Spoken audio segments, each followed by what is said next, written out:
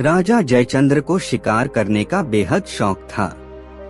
उन्होंने अपने शिकार करने की कला में और अधिक ज्ञान बढ़ाने के लिए एक बाज पक्षी को पाल रखा था। राजा के मन में भी वफादार बाज के प्रति बेहद प्रेम था। वह जहाँ भी शिकार के लिए जाते उस बाज को साथ ले जाते थे।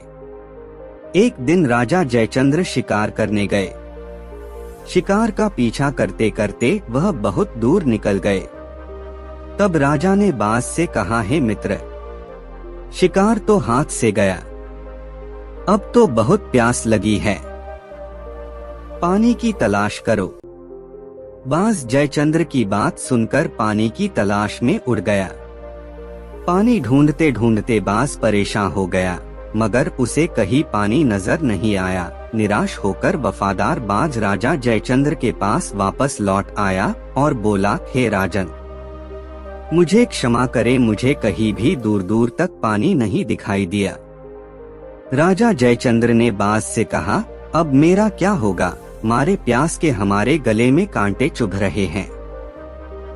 बाज बोला, राजन आप धीरज रखिए, मैं एक बार फिर से कोशिश करता हूँ। इतना कहकर वह एक बार फिर पानी की तलाश में उड़ गया। वफादार बाज की वफादारी पर राजा का विश्वास था, लेकिन फिर भी इतने बड़े घने वन में पानी कब मिलेगा, वह सोचकर उसकी प्यास और बढ़ रही थी।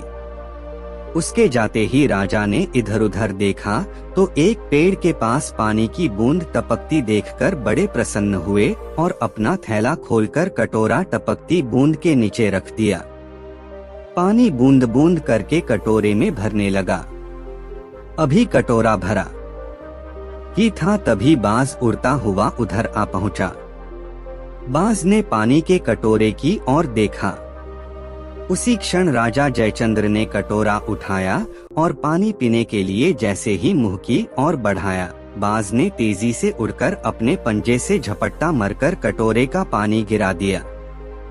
यह देखकर राजा आग बबूला हो उठा, नमक हरा, तूने मेरे पीने के पानी को गिरा दिया जो कितनी मेहनत के बाद जमा किया था। मैं अब तेरी बोटी बोटी नोच डालूंगा।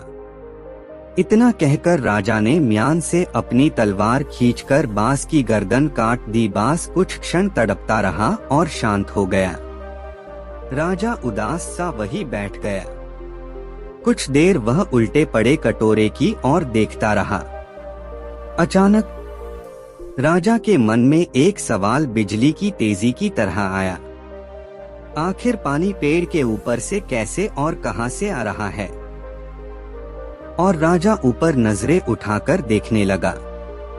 ऊपर नजर पड़ते ही पेड़ पर देखकर बुरी तरह से कांप गए, क्योंकि राजा जयचंद्र की आंखों ने बेहद भयानक और आक्रामक अजगर पेड़ पर लिपटा हुआ देखा। उसके मुंह से राल के रूप में पानी टपक रहा था। अब राजा को कोई काटे तो खून ना निकले ऐसी स्थिति हो गई थी।